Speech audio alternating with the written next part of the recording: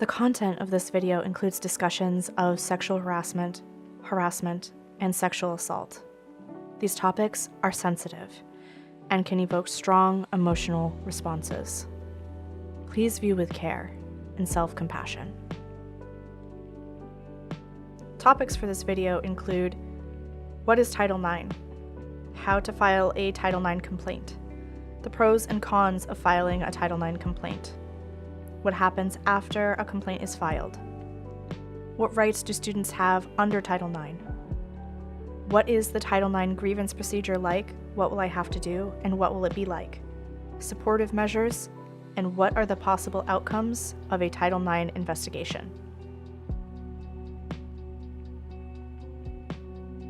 What is Title IX? Title IX is a short statute in the Education Amendments of 1972 that states that no person in the United States shall, on the basis of sex, be excluded from participation in, be denied the benefits of, or be subjected to discrimination under any educational program or activity receiving federal financial assistance. Title IX originally came into existence to address gender inequities in athletics. Since its inception, the regulations based on the statute have developed into a tool to be used to prevent and address sexual and gender-based violence. The main provisions of Title IX include a prohibition against sexual harassment and sex discrimination, rights for students who have experienced sexual harassment at school, procedures for addressing sexual harassment that is reported to school officials, due process protections that make sure that grievance procedures are fair for all parties, and guidelines for informing and supporting students before and after any incidents of sexual harassment. The Title IX regulations are written by the U.S. Department of Education Office of Civil Rights. The regulations change over time as public awareness shifts and attitudes towards gender inequity evolve. Every school must develop organizational policies and procedures based on the federal regulations. New Title IX regulations were released on April 19, 2024, and with these new regulations will come changes to school policies and procedures that go into effect in August of 2024. In the 2024 Title IX regulations, you see the following requirements: full protection from sex-based harassment, including sexual violence and unwelcome sex-based conduct that creates a hostile environment, an enhanced definition of sex discrimination that prohibits harassment on the basis of sex stereotypes, sex characteristics, pregnancy, or related conditions, sexual orientation, and gender identity. Supportive measures for those affected by sex discrimination, sexual harassment, and sexual violence. Prompt and effective action by schools to end sexual harassment and sex discrimination. A fair, transparent, and reliable process for responding to all complaints of sexual harassment.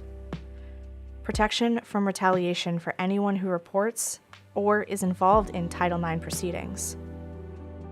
Under the 2024 Title IX regulations, sex-based harassment is defined as a form of sex discrimination on the basis of sex, including on the basis of sex stereotypes, sex characteristics, pregnancy or related conditions, sexual orientation, and gender identity.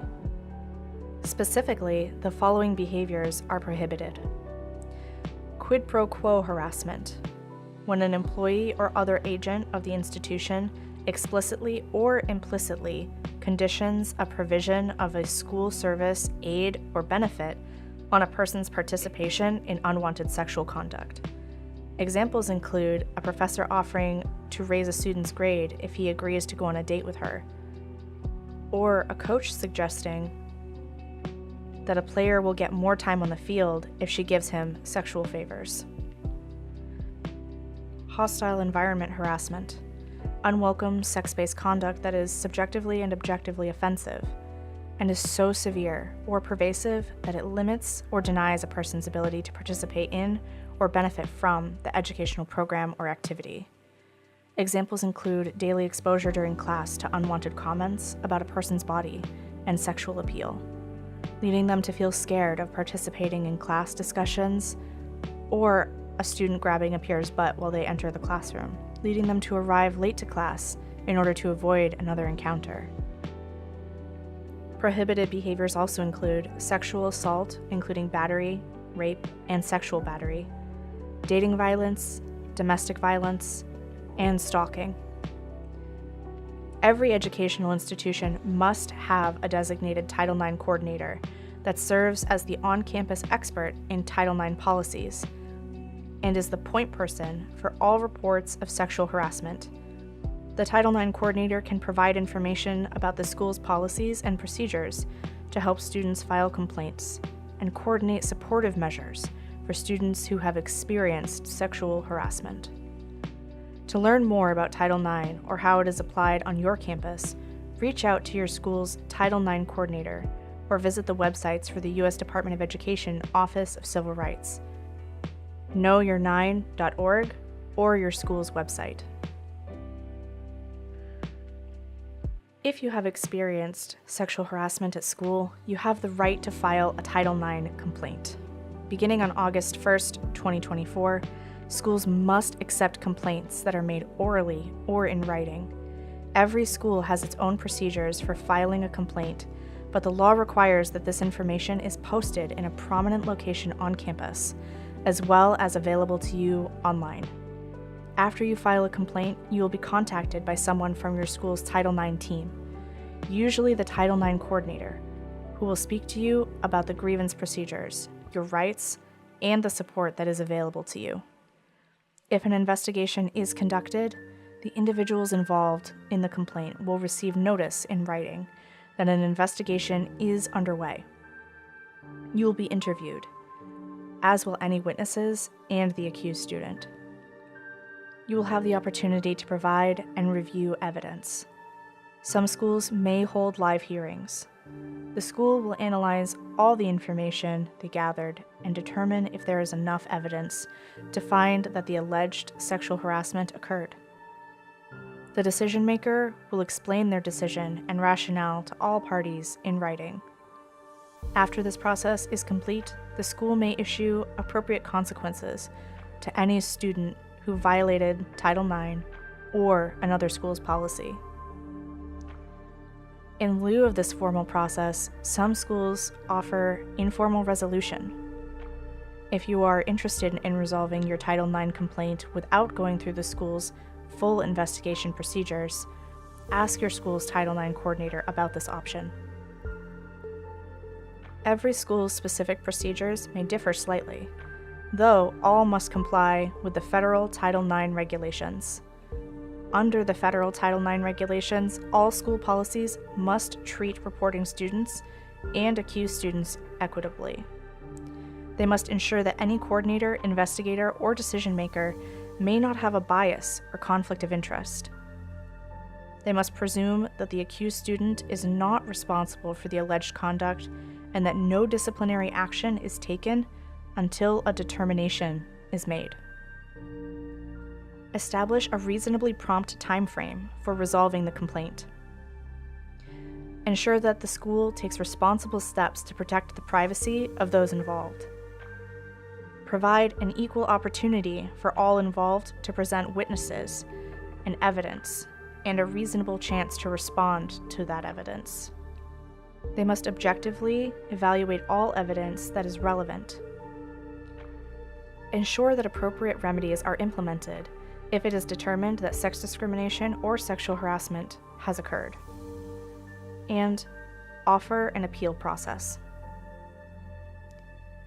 Students who are participating in the Title IX grievance procedure have a right to a fair and unbiased process. Have a Title IX advisor that accompanies them to related interviews and meetings. Present information, witnesses, and evidence. They have a right to review and respond to the evidence. They have a right to supportive measures and the right to appeal a dismissal or determination. There are many benefits to filing a formal complaint, including increased access to supportive measures, the opportunity to seek accountability and learning for those who have caused harm, raised awareness about the reality of sexual harassment at your institution, and a feeling of self-control and empowerment. However, some people choose not to file a formal complaint because the process itself can be long, stressful, and invasive, and the outcome is not guaranteed. If you have experienced sexual harassment at school, there is no right or wrong decision. Whatever feels like it serves you best is the best course of action. If you are unsure of what to do, your school's Title IX coordinator may be able to help you make a decision. Students who have experienced sexual harassment frequently experience a range of negative impacts. It is common for victims to experience effects like difficulty concentrating, trouble following through on tasks, challenges maintaining relationships, low self-esteem, physical symptoms like headaches or sleeplessness, anxiety, or depression. Any of these might lead to academic struggles. Anyone involved in Title IX proceedings, as well as anyone who has experienced sexual harassment at school with or without filing a formal complaint, has the right to receive supportive measures from their school. Supportive measures are non-punitive, non-disciplinary steps a school can reasonably take to restore or preserve access to a student's education. Supportive measures might include wellness or counseling services, excused absences or a leave of absence, extensions to deadlines, tutoring or other academic support, transcript adjustments, tuition credits, educating the harasser, safety planning, no contact orders, schedule changes, and additional supervision. Supportive measures do not include disciplinary action for the accused student, who has the right to be considered not responsible until the decision maker determines otherwise. Throughout the Title IX grievance procedure, the accused student continues to have their right to fully access their education. The supportive measures available to you will vary based on the school's capacity and your situation. Your school's Title IX coordinator will be able to provide you with a menu of options and to help you determine which of those options are more appropriate for your circumstances.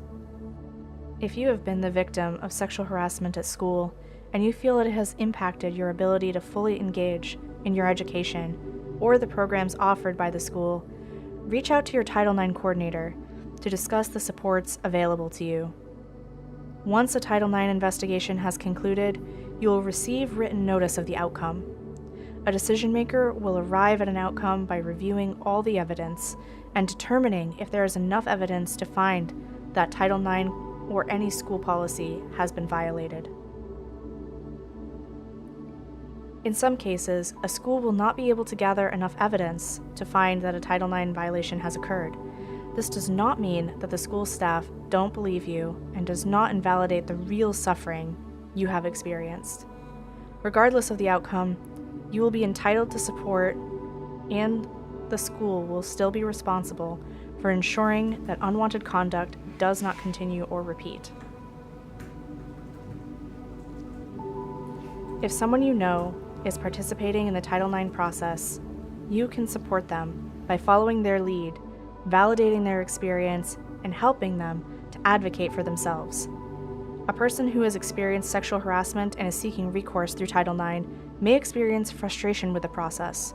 They may even feel that parts of the process, such as the interview, are re-traumatizing for them. Others may find the process empowering. You can support a person in this position by allowing them to be in control of their own experience. Whatever they are feeling, they are justified in that feeling. The best support that you can offer is as an ally and witness to their experience. You may also be able to help someone in need by connecting them with organizations and resources that are designed to support survivors of sexual violence. Some of the most prolific are RAINN, Know Your 9, and the National Sexual Violence Resource Center. The websites for these organizations all have links to directories of local resources, including victims' advocacy centers, support groups, and individual counseling. The big work, though, happens before sexual harassment occurs and starts with the small interactions we have with each other every day. Small instances of sexual harassment, such as catcalling or making sexual jokes, can be easy to dismiss at first, but they open the door to more harmful behaviors. In order to prevent hostile environments that can be treated by sexual harassment, we have to first be hostile to harassment. And it's all of our responsibility to do the work. We must stay educated and proactive about the behaviors that can be harassing and learn to interrupt them in ourselves or others. We must learn to be advocates for boundaries and consent, and allies to those who may be targeted by harassing behaviors. And we must dismiss the notion that any sexual harassment is not that big a deal.